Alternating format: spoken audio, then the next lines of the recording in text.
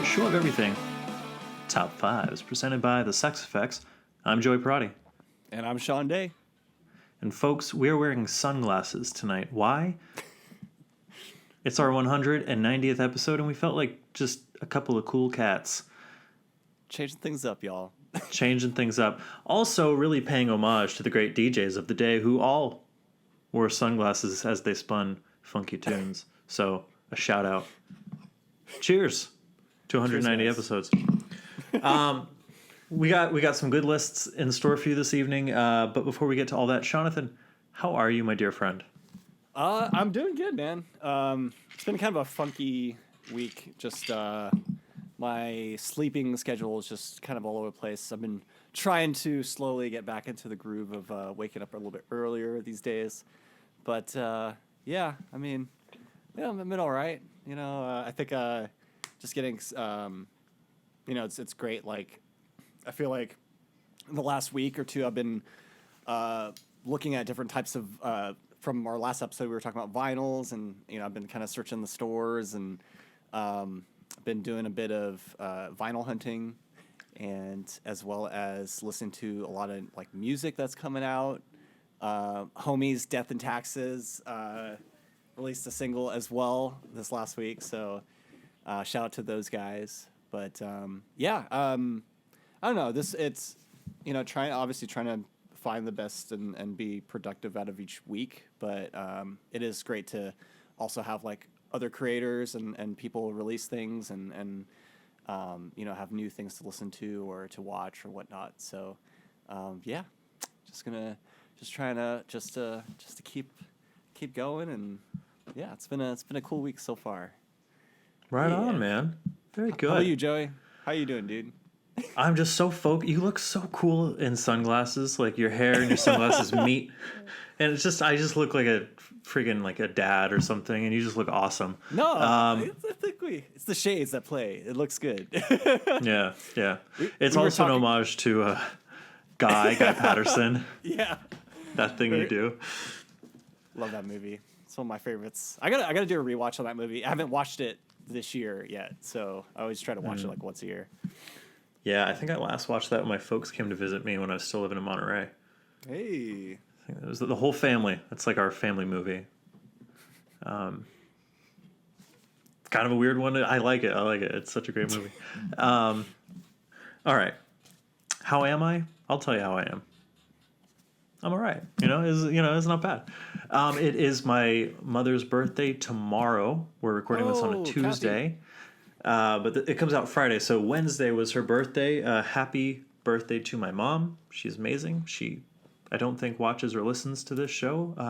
So this is kind of like posting on Twitter about her birthday because she's not on Twitter. You know what I mean? Like, it's like, but happy birthday, Mom. I love you. And without her, we wouldn't have this show because I wouldn't be around. Aww. So thank you for making it all possible. Yeah. Thank you, Mom. Thank you, Mom. I got some exciting news. Okay, what's the news? I got What my do you got? typewriter back. Oh, nice. I got him back from a clean and a polish. Yo, And it a actually tune-up. looks really. It looks really good. Yeah, it does, and it types like a dream. So, shout out to Los Altos Typewriter and Business Machines because they did a really nice job. Guy was super nice, and I highly recommend. So there you go. Yeah. It's kind of a short time, but it's made my week really nice. Like getting like after work, sitting at the typewriter and just banging out a page or two, and it's just like it puts you in a certain mood, and the good kind of self-loathing comes out and goes down on the page, and it's awesome. I love it. So that's how I've been doing well, That's cool, man. doing quite well. Yeah, That's cool. I'm glad you got your typewriter because I was like waiting for the update on it. A little bit. I was like, oh, when's it getting back? So that's cool, man. It was a tough week without it, but we managed. Anything in the news this week, Jonathan? Man, I've been kind of away from all the news lately this week, but I'm sure there's something that's dropped this week, right? I think something, right? Did you hear the news about Star Wars? No. So yeah, nothing. Okay. I haven't heard anything from the Star Wars realm. So what do we got? What do we got? So this is classified as rumor, although it comes from Dictor von Doomcock on YouTube, and he was right on the money about the Return of the Jedi leaks and all these different behind the scenes things that have panned out to be true. So I'm Okay. inclined to believe him. And he has reported that not only is Kathleen Kennedy stepping down, she's already done at Disney and Lucasfilm, and they were trying to figure out who to replace her. Now, Okay. apparently, it's rumored that there were 3 different endings to Rise of Skywalker. And one of them, because they were trying to fix the movie, because they knew what they had on their hands. To fix the movie, they brought in one of the endings was directed by George Lucas. What? Apparently, this is all rumor, but I'm inclined to believe. And they'll say we're part of the fandom menace. Okay. But yeah, so George Lucas apparently shot one of these endings, and it was the best one, and Kathleen Kennedy didn't go for it. Now, the rumor is that it sounds like Lucasfilm could come back, or George Lucas could come back to head Lucasfilm, with Jon Favreau being like his second in charge of like production of like movies and creation of TV shows and things like that for Disney Plus. Yeah. But Lucas had these stipulations that he gets to do his sequel trilogy. There were a few like stipulations, but they were big, and Disney was like, "When do you start?" Oh, that the original films can never be altered, that they can never alter the original 6 or whatever. Okay. That Disney has to hands off forever.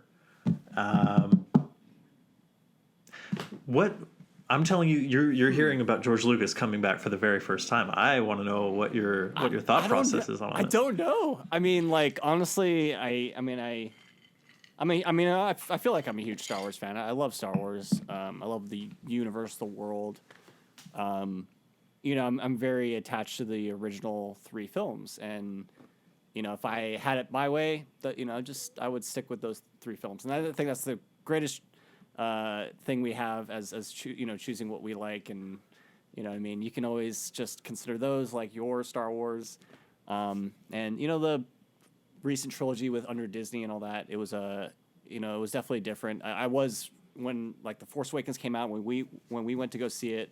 It was moment. like it was a big moment, man. Like it's like Star Wars coming back into our lives, and I was really excited about that. And it's just tough because I guess the world that they're trying to create, I still feel like it's still been kind of grounded. And I think they're doing, I haven't seen any of the other animated TV shows, but I feel like they're starting to, expand the lore a little bit more to probably allow for other stories that are not revolving around the original cast members and the original, the Skywalker kind of saga that we have.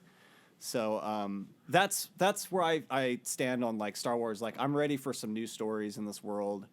I think it's strange to think that, like Star Wars, under Disney, like this is kind of like how Star Wars is being done. It has its specific look and formula or whatnot. I enjoyed The Mandalorian and some of the other, like some of the now Disney Plus content they have. It's cool. I'm glad they're pushing some different stories, but at the same time, there's still that connecting thing of like we got to stay kind of slowly connected to the other sagas or whatever. But I don't know, George Lucas coming back, I didn't thoroughly enjoy the prequels. At the same time, this is the guy who created it from the beginning and created that world, and he's probably the closest to that to that world in a sense. So having him come back and be a part of this like could be a good thing to show like where, and it sucks because there's been a lot of love and hate on Lucas, right? With the prequels, everyone just kind of hates on it, and where it went from there. So, but you know, at the same time, he's the kind of creator of Star Wars, and you know, where I don't know if he has a lot of influence on where it's at now. And so that's kind of interesting having it come back to him. So I don't know. I think that's very interesting, and you know, I would love to see more stuff done by other directors and you know, kind of different stories. And I think Jon Favreau's I think he's just like thinking of all the movies he's done, and like his now huge role with Disney right now is incredible, where he's come through his career. And you know, I feel like he kind of understands those characters in a way. So I don't know, man. I think it would be cool. Yeah. Like, but at the same time, it's like, I don't know. Like, did they already sever that, you know, that kind of thing when Disney took, you know, over the Star Wars franchise? Yeah. And is this another kind of like, you know, hey, if we put it back into the original creator's hands, or at least has some sort of say in it, you know, will that make fans of Star Wars, and probably people who maybe didn't like the last set of films, would that bring people back, or maybe get people more interested in Star Wars? Or will it probably be a negative thing where it's like, maybe, you know, maybe it's not going to further where Star Wars can go, I guess, if you bring back the original creator. I don't know. It's kind of it's a tough one, you know, because did he have any influence on the Disney, like the last Disney trilogy? That was all Disney. No, he gave them his notes, apparently under the belief that Disney was going to stick pretty closely to them, and they threw it all out. So he felt betrayed from the word go, you know? Yeah. Yeah, man. What do you think? I'm kind I of curious kind about of your... love this. I'm kind of on board. Yeah, like Star Wars was the biggest franchise in the world, but you think about the MCU, right? That is currently the biggest franchise in the world. And yes, there is one producer at the helm, Kevin Feige. But those are just, they're pre-made characters. It's a pre-made fan base. It doesn't really matter who you put in the role. It's going to work because that is Captain America. That is Iron Man. Like, we'll get over not having Downey Jr. or Hugh Jackman, or, you know what I mean? Like, Star Wars, for as big as it was different. It was more personal. It came from one guy. Now, of course, there's rumors that he stole it all from this comic book. I'm also inclined to believe that. I don't know. I don't know enough about it to say one way or the other. But let's say he did create it all from scratch, and it all came from him. There's something intangible, even in the prequels, which they're not good movies. And the guy hadn't directed a movie since A New Hope. Like, I think we all kind of collectively think, oh yeah, Lucas directed the originals. No, he didn't. He directed the first one. Just the first, yeah. Just the first one. Irvin Kershner directed Empire, and Richard Marquand, Return of the Jedi. So, you know, his filmography is THX 1138. I want to say Happy Days, American Graffiti, Star Wars, Episode 1, 2, and 3. That's it. That's it. As a filmmaker, you know what I mean? And he was more concentrated on evolving the technology. Like, people forget Jar Jar Binks was our first fully CGI character interacting with humans in a feature-length motion picture. Like, say what you want about Jar Jar. He's obnoxious. He's not well written. He is groundbreaking. He is the first of his kind, and it's all we fucking see today. He's, you know, the reason why Spider-Man can be completely CGI, even when they have the suit that someone made with their hands. Let's just paint over it with CGI. Great, cool. I'm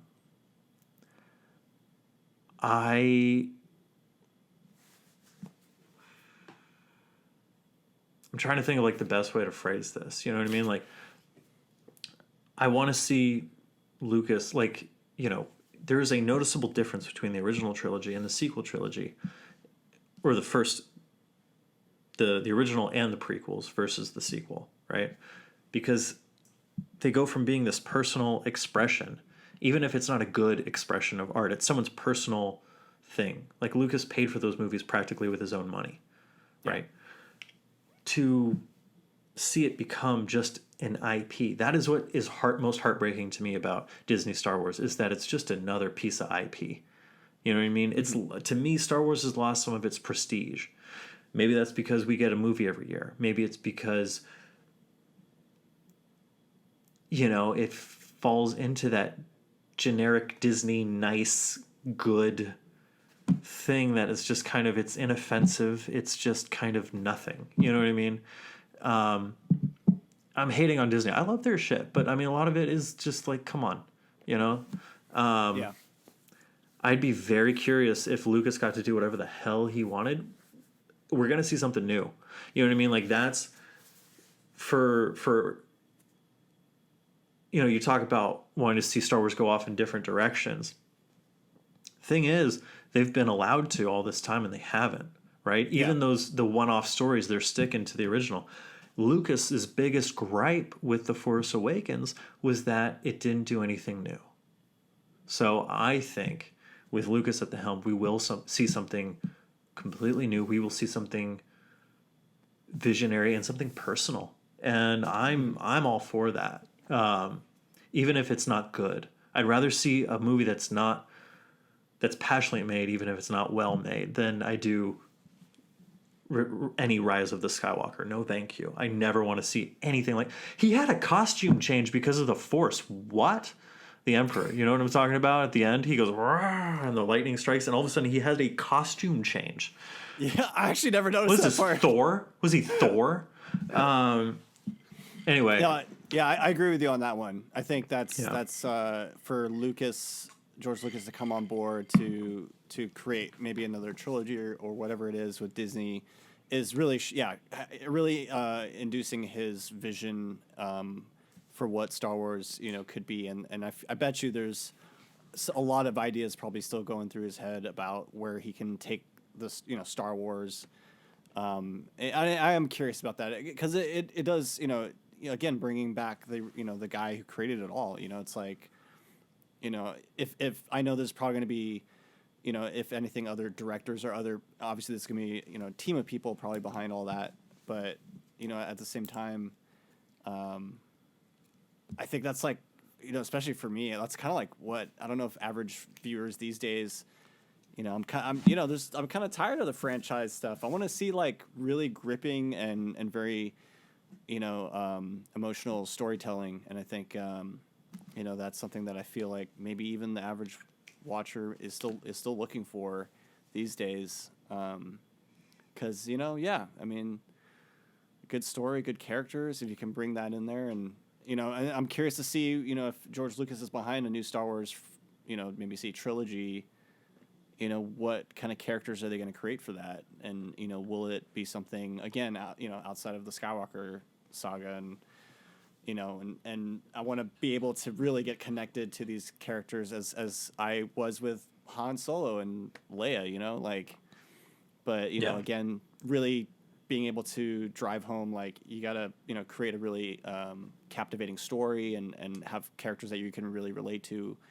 And I think that's that's still a big thing, and I think that gets missed a lot in some of these franchises because it's usually a spectacle and fan service and all that kind of shit. So, but I don't know. I'm curious about that. If that is true, I'm on board for sure. That would definitely be a buzz for a lot of the internet nerds out there. Yeah, it would get me reinterested. Yeah. Right George on. Lucas back in the game, back in the Star Wars so cool. universe. Yeah. No. All right, right on. Yeah, it was some good news. Some news. Jonathan, shall we get to some lists, my friend? Yeah, let's do it. Let's do it to it. Would you like me to go first? Would you like you to go first? You go first, Joey. Okay, I'll go first. I've been watching this TV show. It's an old TV show from '93 starring Bruce Campbell. It's called Briscoe County Jr. Ooh, I've never seen that. It's a Western. He is a bounty hunter, the son of a gunned down famous lawman. Ooh, okay. Yeah, I believe played by Lee Emery. I might be wrong. But yeah, so anyway, he is kind of, I think the season long arc, what I'm getting a sense of is that he needs to bring his father's murderer to justice and his gang and all that. Played by, oh man, I'm forgetting the guy's name. You remember the Untouchables? Yes. Yeah. The kind of assassin guy in the white suit.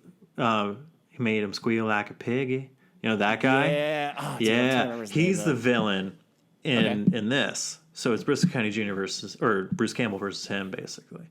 And it's hokey. It's from 1993. It's but it was kind of refreshing to watch something that was scripted every week. There's it's not great acting, but it's acting. It's fun. It doesn't take itself too seriously. It's a B picture. It has fun with itself, and there's no CGI, which music to my eyes. So I've been watching, and it's Bruce Campbell. I love Bruce Campbell. Anyway, this is all to say it got me thinking about westerns, and I was looking back, and I don't believe that we've ever done our top 5 favorite westerns before. So with that, Jonathan, after that long-winded explanation of how I got to this point, what are your top 5 favorite westerns? Westerns, man. Westerns. This one was kind of hard because there's a lot of. Man, I have like this. My number 5 might not count. But I would consider it a western. I mean, it was made in the 70s. I don't know. That's okay. I've got Blazing Saddles. It's a satirical western. That absolutely counts. Fantastic.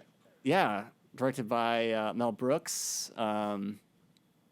Yeah, Gene Wilder. It's great. It's about I mean, it's probably one of my favorite like Mel Brooks movies too, out of his whole collection. But yeah, it's about an African American sheriff in a little town, and Gene Wilder and as his like sidekick. I guess sidekick. Again, sidekick. I guess, but yeah, it's a fun film. It's definitely satirical western. So it's got a lot of like kind of the usual like western sticks, like kind of duels and that kind of stuff. Those kind of plays on those like specific situations that happen in westerns. And for Mel Brooks, he is a classic filmmaker in his own right, and he uses a lot of body humor and just kind of the way he acts and kind of goes about creating humorous scenes, and it's great. And I think it's one of my favorite Gene Wilder movies too, because he does a great job in it too as well. So Blazing Saddles, man, it's so funny. I've never seen Blazing Saddles. It's a good film, and for like especially having.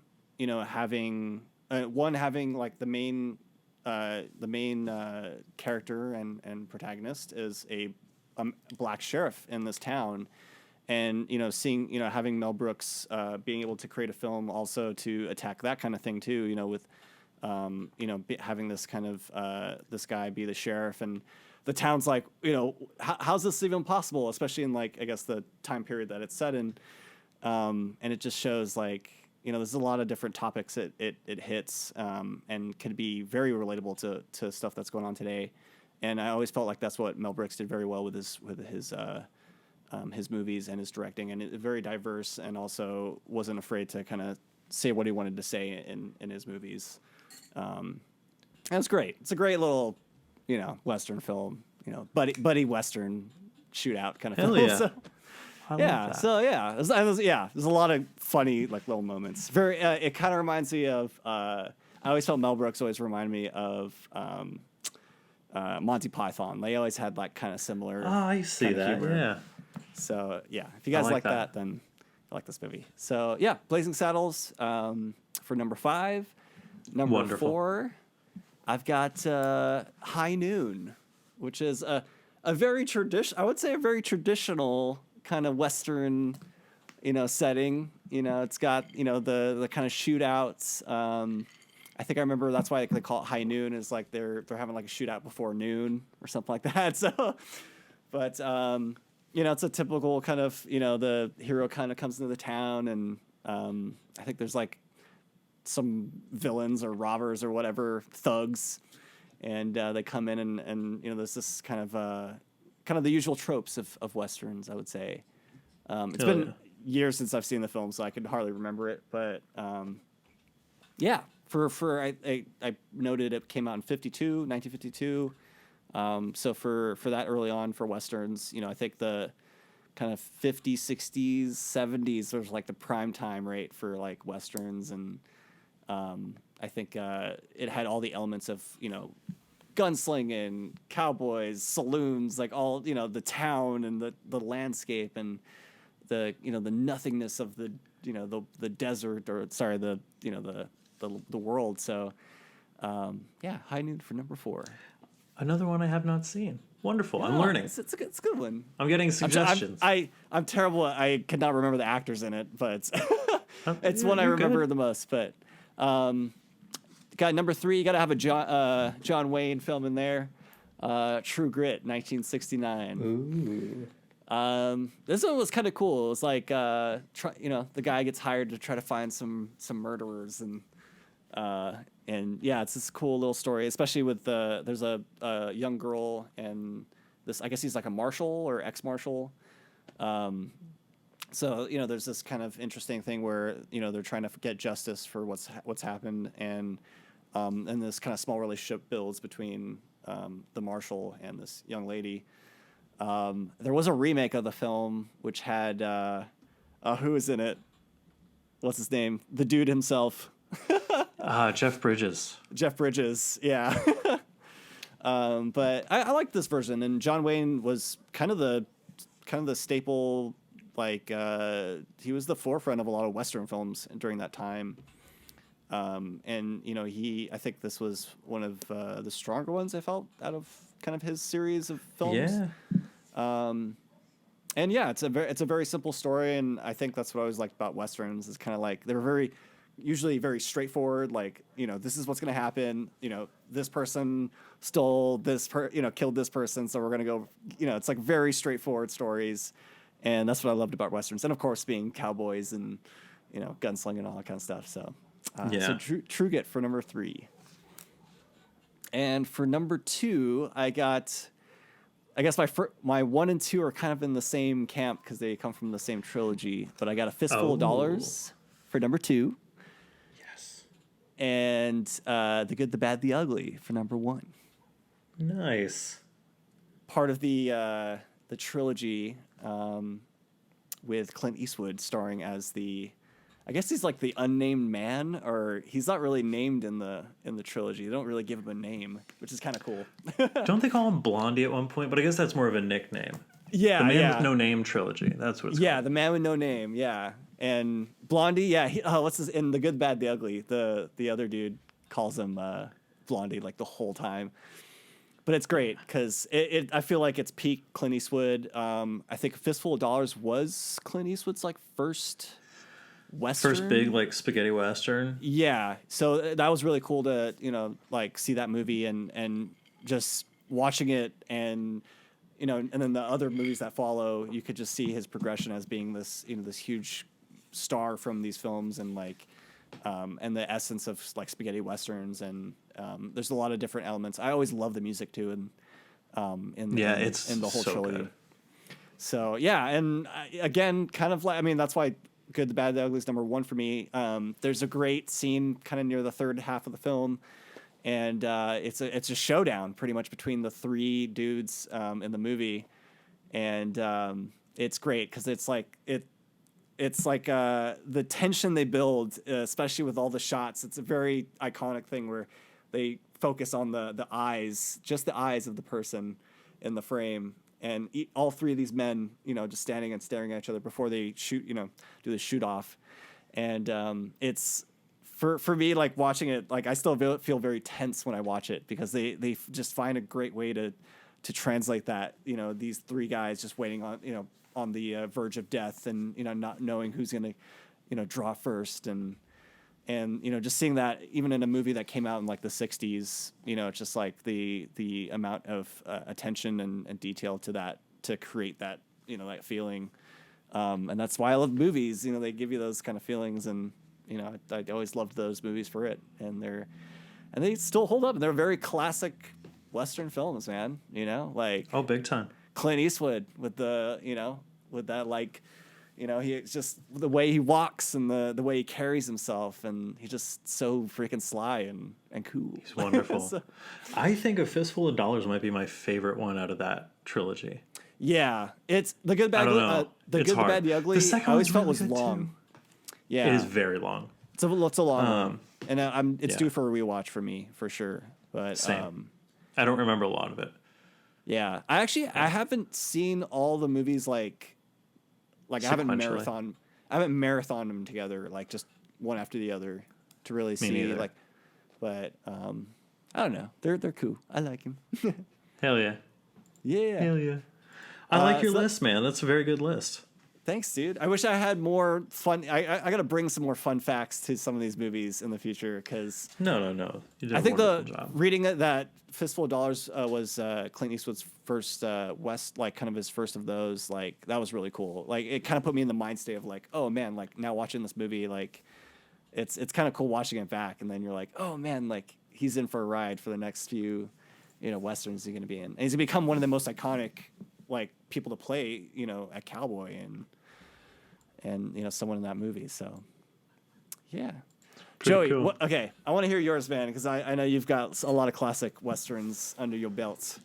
What do you got for us this week? I didn't realize how many westerns I really liked. This list was a lot tougher than I thought it was going to be. I'm going to go right off the bat because I'm going to say I'm not counting. I really love Django Unchained, and if I categorized it as a western, it would be on this list. But Tarantino himself categorized it as a southern, and it's a Tarantino flick. I don't really count it with these other. You know what I mean? Yeah. It's in a genre all its own. So I just kind of want to make that blanket statement before I dive into my list. We good? Yeah, that's fine. That's Cool. fine. All That's right, fine. we're good. All right. Cool. Number 5, I'm gonna go Young Guns.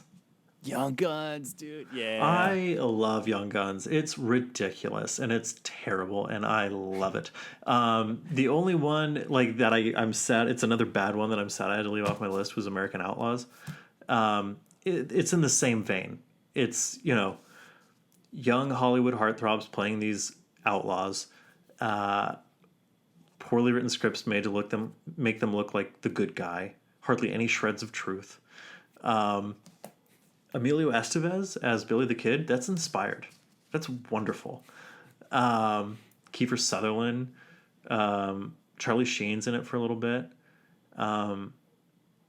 It's a good time. It's not good, but it's a good time. And as a kid, like that's really all you want is like the action. There was cool character beats. You could root for the bad guy. Yeah, it was a good time. Young Guns. Quite a cast too, man. Yeah. Quite the cast. Number 4, I'm gonna go. This is another one that I feel weird putting on this list because I also categorize it with epics. Okay. But I'm gonna go with Dances with Wolves.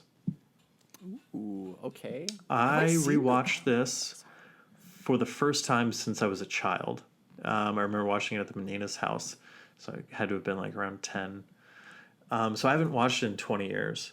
And around December, January, when that awful flu was going around, I watched it. And my God, I really liked it. There's some problematic stuff in it, but for the most part, the cinematography, the pace of it, the buffalo hunt, holy crap. It was large-scale filmmaking. And there's no CGI. It's just good acting. It's good sets. It's good stunt work. Really checked all the boxes for me. It was good. It was really good. It's fucking Kevin Costner. You got to deal with Kevin Costner for a little bit. Um, but for the most part, it's so good. It's so good. But you got to be in the mood for that kind of a paced movie. You know what I mean? Yeah. Highly recommend, though. Highly recommend. Nice. I don't think I've seen that one, dude. Have I not You've never seen that one? Dances with Wolves? I don't think so. No. Loser. I want to watch it now. I should just have a westerns week. I'll just watch all westerns this week. That's a good call. I might do the same. Probably won't, but I should. Number 3. I also have a John Wayne in my third slot. Okay. But I have The Searchers, John Ford. Ooh, okay. 1956, I want to say. This is one of the most beautifully shot films ever made. It's got the famous shot, the opening shot, the camera dollies in as the wife or aunt or whatever is opening up the cabin door, and so it's darkness. She opens up the door and you see the sliver, and then the camera moves out and you see the entire Monument Valley vista, and it is gorgeous. It is so money, and they close the film out very much in the same way with John Wayne walking away. And it's the story of John Wayne's this soldier who returns back to his family after the Civil War, kind of disgraced, shady past, and then Native Americans attack and leave everyone dead except for his niece. So he journeys for years searching for his niece. And it's a movie that kind of starts to confront racism and stuff. And Hollywood hadn't, especially in the 50s and before that, John Ford had been making westerns with John Wayne since 1939. And the movies could be callous towards race and racism and very flippant, and of the day with it. And this is the first one where it kind of starts to challenge not only the viewer but the main character that John Wayne is playing. So it's a really interesting, wonderful movie. If not a bit uncomfortable with some of its the way it handles the racism. You know what I mean? Yeah. It's like, ugh. But it's a well-made picture. It's a beautiful picture. I own it on Blu-ray, and it's like I'll throw it on mute and just like take it in. It's really, really gorgeous. I think one of the most beautiful movies ever made. Number 2. I'm going to go with Sam Raimi's The Quick and the Dead. Ooh. I love this I love The Quick movie. and the Dead. It's a good movie. It's another one where I'm like, I know it's not like the best thing ever, but it's so much fun. It's a good one, yeah. And you have Russell Crowe's first ever role. You've got an early Leo DiCaprio. You've got Gene Hackman. You've got Sharon Stone. Yeah, quite a cast too. You've got so many good people. And like all these guest stars come out too, to like, because it's all built around this town that has like a quick draw competition or a dueling competition. So all these people are coming in from out of town, and it's so much fun. It's and you want, like, Sam Raimi shoots a movie. They refer to his style as virtuosic or whatever, but yeah, the way he zings the camera and and you're just like, this guy cares about the process. You know what I mean? Like, you don't, like, it takes so long to set up camera setups, and these movements happen split second. That shot probably took all freaking day. You know what I mean? Yeah, like, try to get that. Yeah. And it's a split second, but it makes the audience feel something. So yes, we're going to spend that much time getting it right. Like, it's amazing. And he does it here. It's a fun movie. I really like, it's such a good movie. I gotta rewatch that one. Such a good movie. Yeah, that's wonderful. It's kind of one of early Sam Raimi too, which is cool. Like, yeah. Obviously pre Spider-Man, all that. So. Yeah. Probably 95? Yeah, it's like, 90, like something like mid-90s. that. Yeah. Number 1. What's your number 1? Tombstone. Oh, I know. Kurt Russell is Wyatt Earp. Yeah, Tombstone. It's so good. It is so good. And it's Especially the only Kurt Russell. Western. Kurt Russell is phenomenal. You tell him if I see a red bandana, dead. He is otherworldly in this movie, and it's the only Western I think where the actors actually look like they lived in the out west. You know what I mean? Like they're Kurt Russell doesn't look like Kurt Russell. He looks freaking emaciated because that's what people looked like back then because no one knew how to eat properly. And they're in the freaking desert. You know what I mean? Like, so it feels authentic, even if it does take some liberties with the truth here and there. It feels super authentic, and it's got heart, it's got story, it's got character, and it's got just a lot of fun as well. Yeah, I really love Tombstone. It's a long one, but it's a good one. Man, yeah, I could just picture Kurt Russell right now. With that wonderful mustache. That is one of the hands down. That mustache is so underrated. Yeah. Oh yeah. Kurt Russell. I was looking through a list of like Western films like just before the show, and I have not seen. I don't know if you would consider it a Western. What's the? I guess it's Tarantino. I guess it's Tarantino universe. Hateful Eight. Hateful Eight. I haven't seen Hateful Eight. I saw it. Yeah. It wouldn't make my top 5. Kurt Russell's in that though, right? He's in it. Can I tell you kind of it's minor spoilery story? It's cool. It's cool. Okay, cool. So I haven't seen it since it came out on streaming or whatever. I didn't go to the theaters yet, but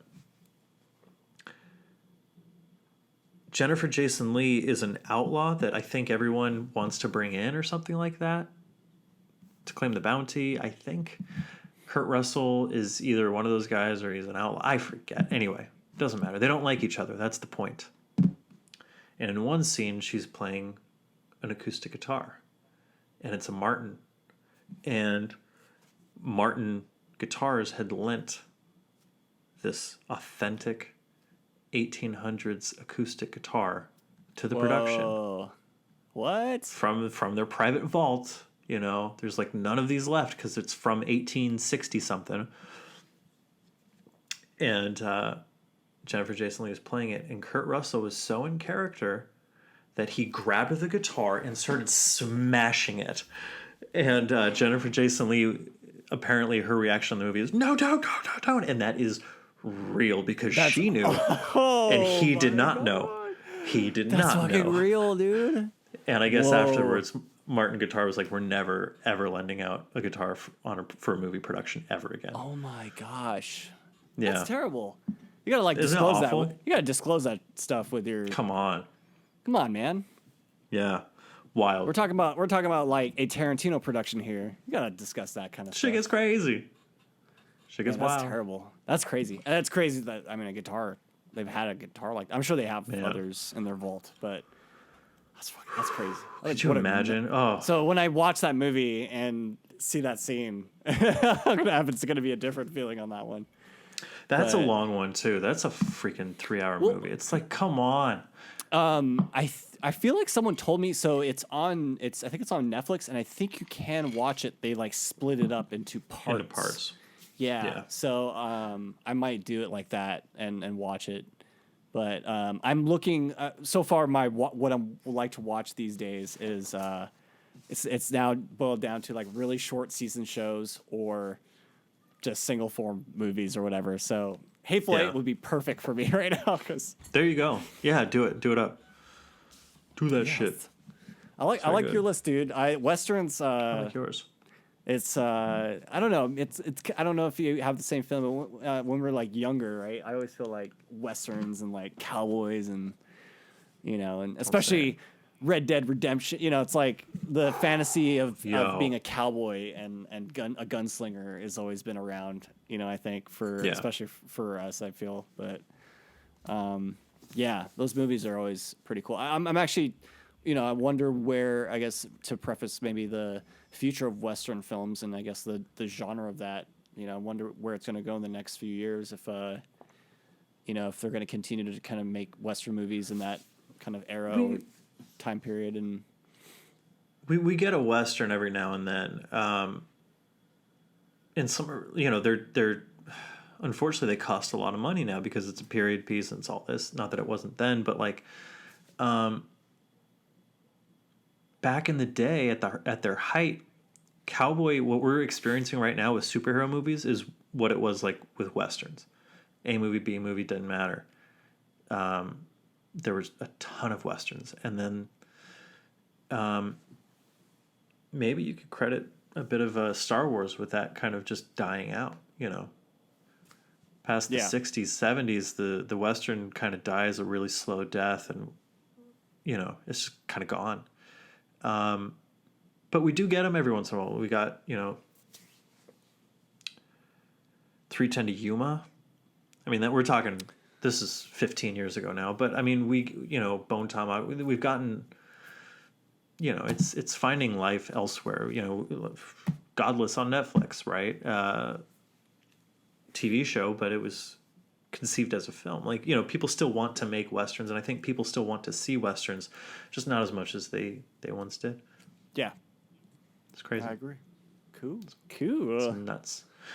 Jonathan, do you have a list this evening that you would possibly want to share? Still in the gaming mood here. Joy, what are your top 5 co-op games / multiplayer games? Could be anything. I mean, pretty much the game you can play with your buddy. Okay. Man. I tried to go a little outside the box for this one. Okay. Or at least because there's ones that would be very obvious and near and dear to me, but I'm gonna try to expand my horizons a bit. Having said that, number 5 is not expanding my horizons very much, but Mario Kart 8. Oh, I think out of all the Mario Karts, 8 might be my favorite. That's a good one. Very good. I still have all the classic tracks too. Like, it's got everything. It's really good. Everything. It's a lot of fun. Excuse me. I enjoy it. I enjoy it quite a bit. Mario Kart 8, everyone. 8. Number 4, I'm going to go Donkey Kong Country. You ever played Donkey Kong Country co-op? I have not. I've not, no. So someone can control, like, Diddy. Is it someone can control Diddy, or is it, like, if Donkey gets killed, bless you, Diddy takes over, and then the other person gets to play? I think that's how it is. That's how it works. It was fun. Okay. It was a lot of fun. Another game very much in the same vein. Number 3 on my list, Sonic 2. Ooh, man, I didn't think of freaking Sonic. Oh, damn, that's a good one. Sonic is such a good, like, multiplayer. Sonic and Tails. Sonic 2, really the secret weapon. I stuttered there, but listen to me. The secret weapon of Sonic 2 was if you had Sonic and Knuckles cartridge, and you could put Sonic and 2 on top of Sonic and Knuckles, and you could play Sonic 2 as Knuckles. It was revolutionary. It's amazing. That is my favorite Sonic game to this day. Sonic 2 as Knuckles, because he can climb. I can climb. Number 2, I'm going to go NFL Blitz. Yo, yes. NFL Blitz is just a good time. That is a fun time. I like the I was like, you paused for a sec.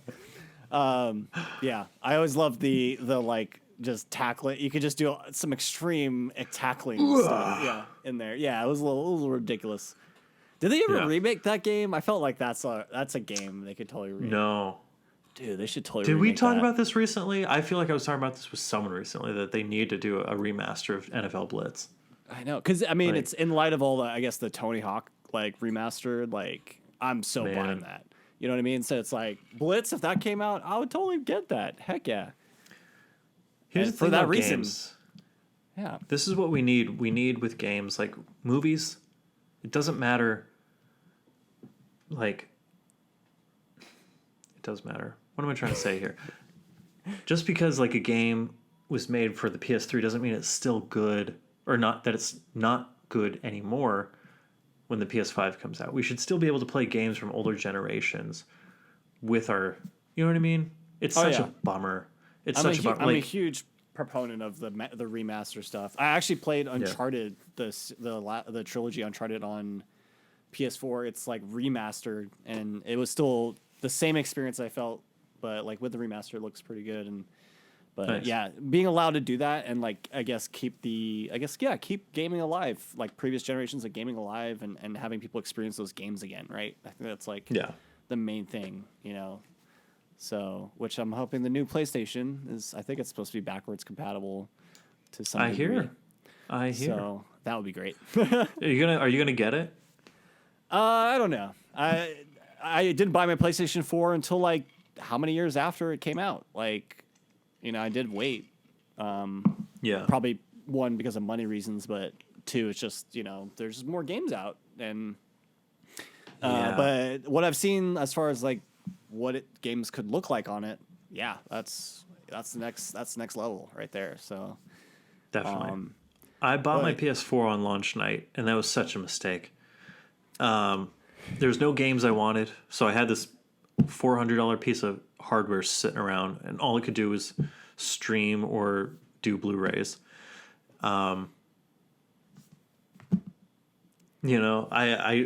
don't need it right off the bat, but I do want it as a Blu-ray player because those are my Blu-ray players. It's an excuse to be like, all right, I'll get the disc version.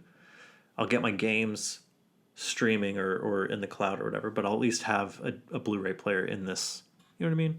Yeah, I'm glad they still support that model. I guess like it keeps like those generation of gamers still intact with that kind of backwards compatibility, Blu-ray discs, and downloads.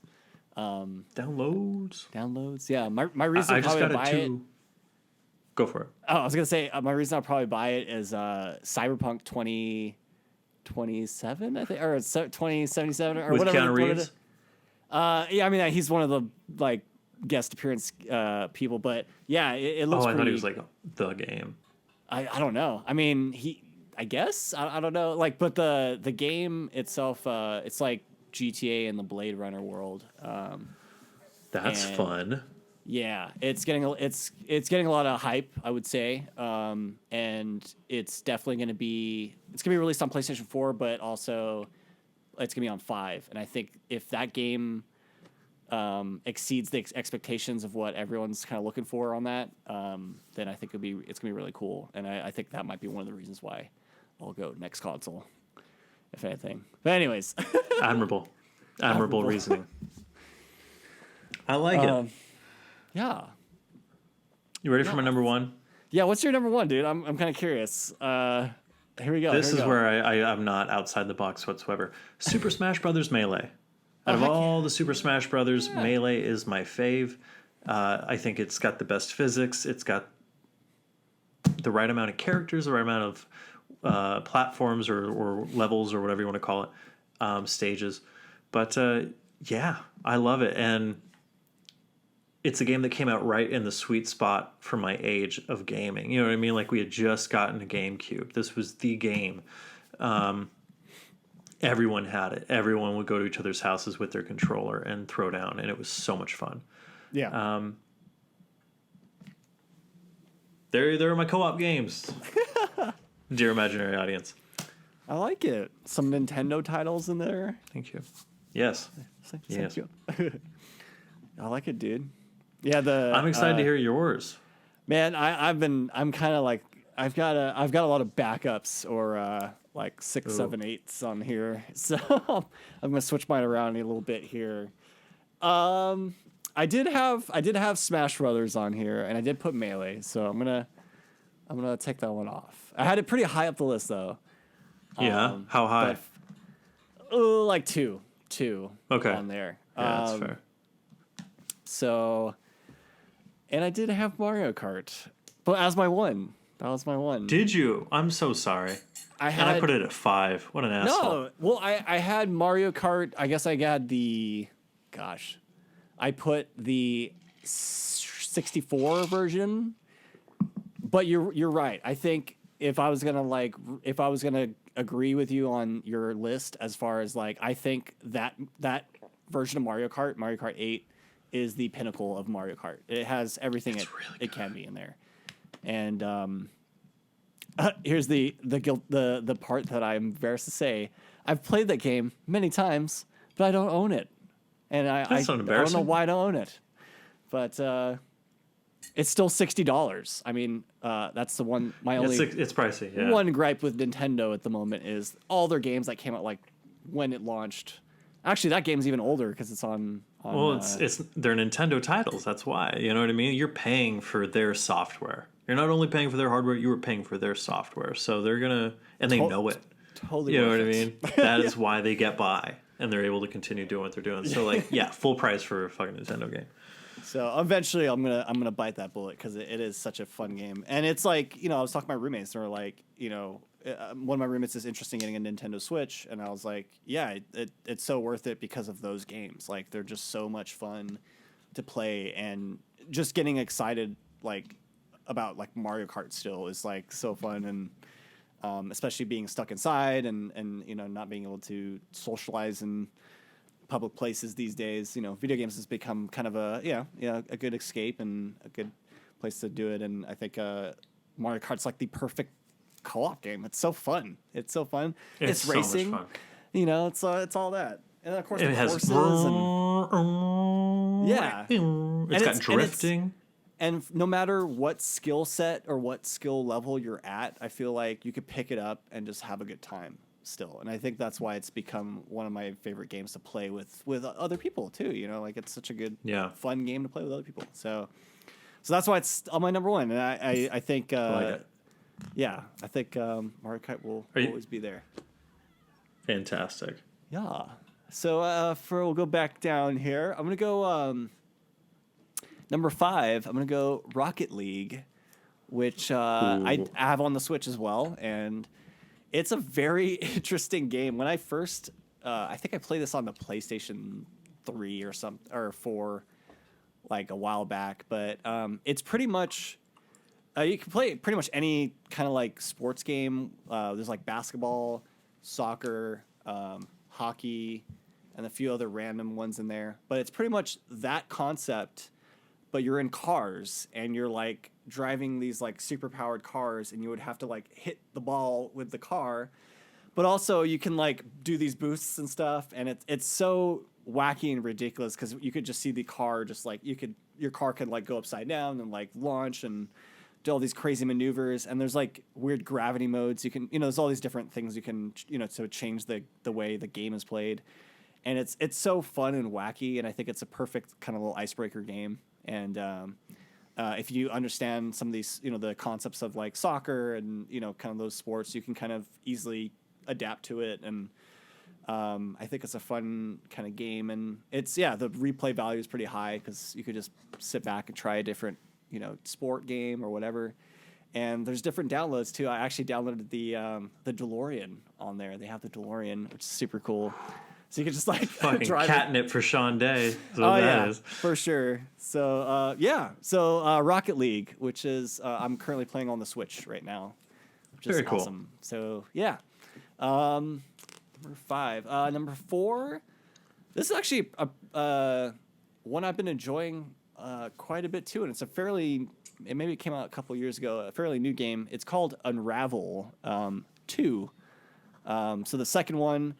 It's kind of like a side-scroller puzzle game. Similar to, I guess, with PlayStation, it would be what was the Little Big Planet? Like kind of similar to that. That's exactly where my mind went. Yeah. Yeah. So it's kind of like those types of puzzles, but in this one, you're playing this ball of like animated yarn, and it looks like a person. And in version 2, the second one, they have these 2 characters made of ball of yarn. And you have to kind of traverse these different, areas, and using your yarn to like, throw a yarn string and to climb things. Or the cool mechanic they have with the characters is you can join each other, like they can become one ball of yarn. That sounds dirty. Yeah. I know, as I'm like showing it with my hands. But yeah, it's. Really I want to play cool. this game. It's interesting, and Unravel too. Okay. Yeah, and it's one of those like independent gaming companies, and again, it's if it's not as intense as some of these other games, and I think it's one of those games if you want to just sit down and just kind of solve some problems and stuff, and you can play it co-op like with 2 people playing the 2 characters, or you can play it yourself and kind of control both characters. But that's cool. I found it really kind of meditative, and I've actually enjoyed it playing Ooh. it this last year. So, yeah, Unravel 2. I like it. I like it, Shauna Day. Very cool. So I got two more. Number You got 3, two more. I've got a sports game. I'm not a huge sports game guy, but you got one on your list too. It's the FIFA series, dude. I always love playing Dude, I almost put FIFA, FIFA, dude. FIFA's so much fun, and we've played a few, renditions of it. I feel FIFA I actually 12 back in the day. dude. Yeah, 12. That was probably the last good one. Like, and I haven't played the recent ones, but like, I always find it pretty interesting to play, especially soccer.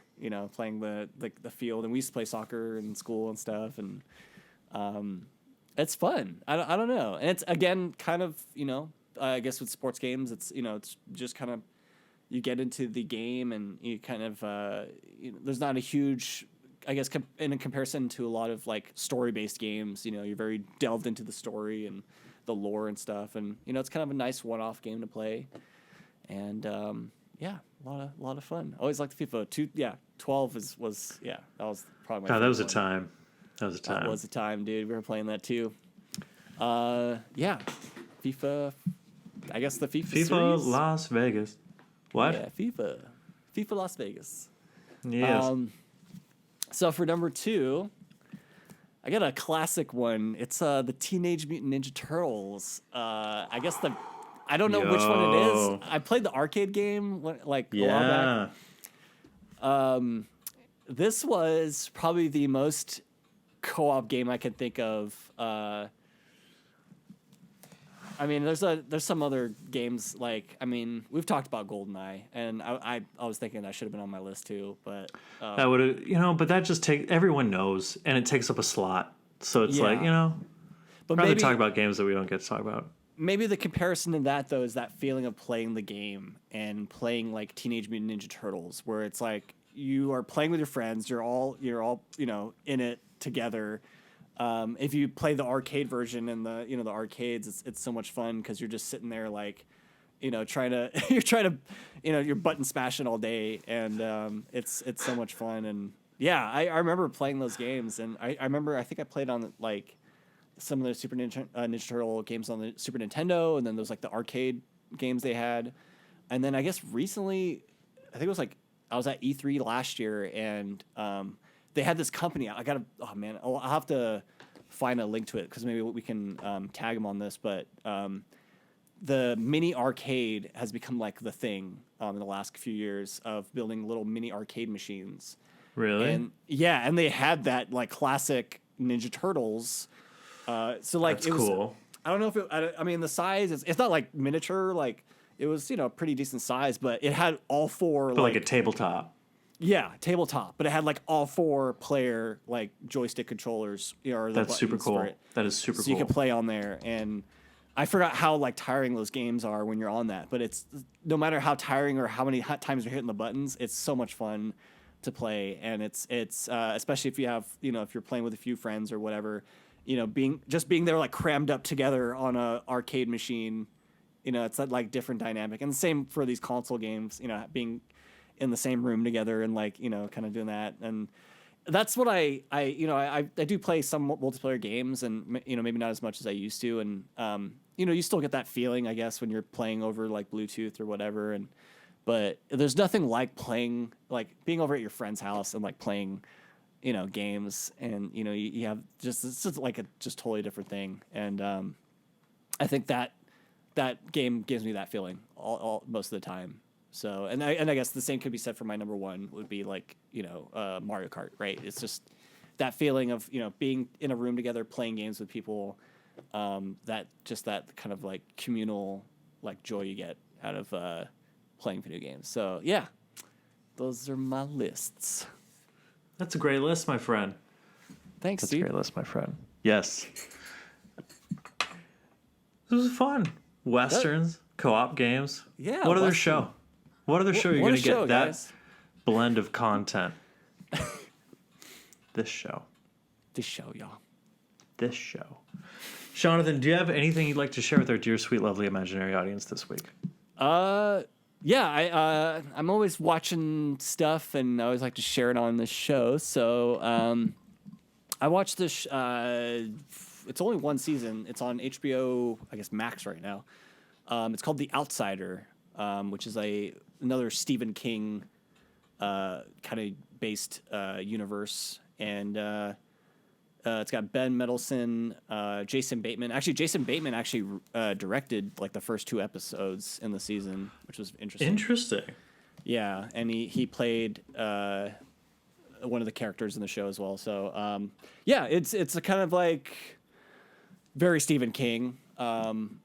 Without giving away anything, I guess it's it's about like a town, and some kid gets murdered, and then there's a few supernatural elements that kind of mix into it later on. So very Stephen King. But yeah, I was looking for kind of a nice little one season. I'm not really sure if they're gonna do a second season. But it wraps up. It puts a bow on it. Kinda, yeah. I mean, it's I guess. All right, so there could absolutely be a sequel if it wanted to be. Yeah, and you know what? Cool. I enjoyed it, and I think it's that's kind of the stuff I've been in. I've realized that the kind of shows I'm into now are just kind of like mysterious and weird, because I don't like the real world. So, but Oh, buddy. just kidding, y'all. But I mean, No, that's what who life does.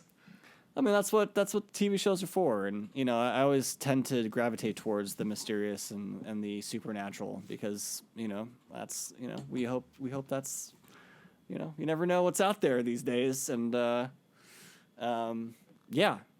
check it out. It's called The Outsider. 1 season, came out this year. I think it came out like a couple months ago, and it's a pretty fun show, pretty cool show. Wonderful.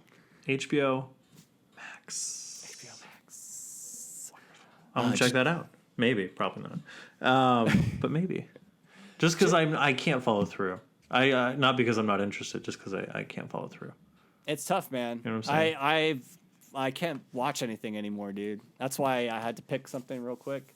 I watched Black Mirror. No, you don't get 2. No, I'm just kidding. You absolutely get 2. No, I mean, I stopped watching Black Mirror, and I was like, well, these episodes are like 1 hour each, and they're different, so that will hold me over for a bit. But there's a lot of shows out there like 5-6 seasons, and they could be really good shows. I watched Breaking Bad again, and I still couldn't finish the whole series because it's just so long. You know what I mean? So, but you were enjoying it so much. I know.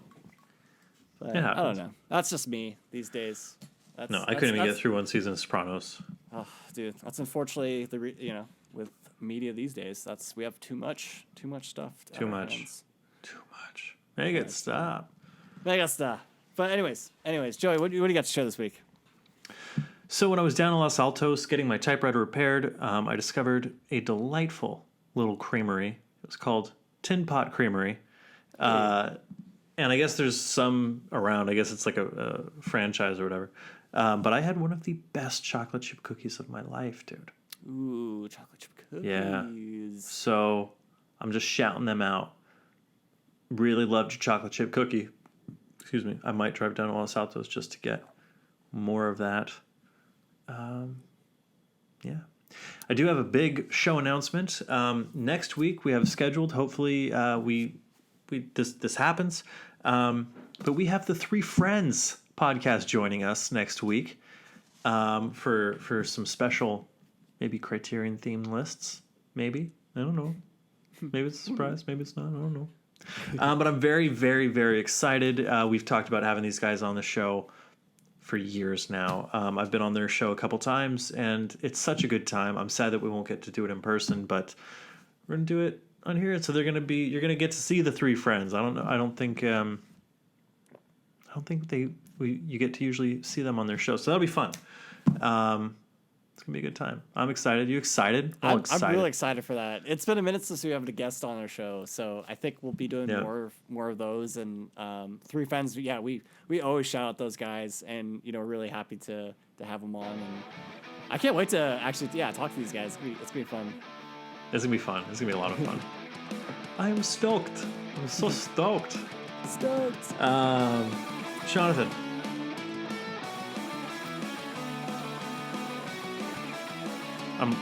Jonathan. Yes. Thank you. Thank you for acknowledging me. Yes.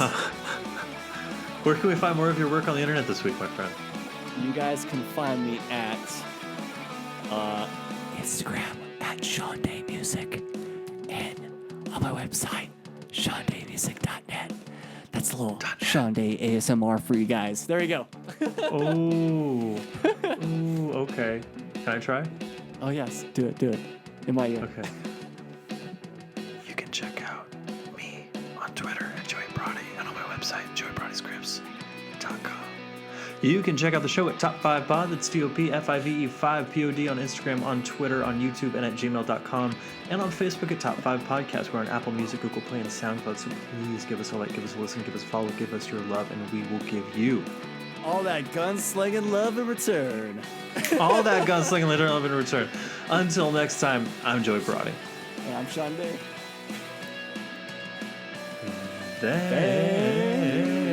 Thanks for listening.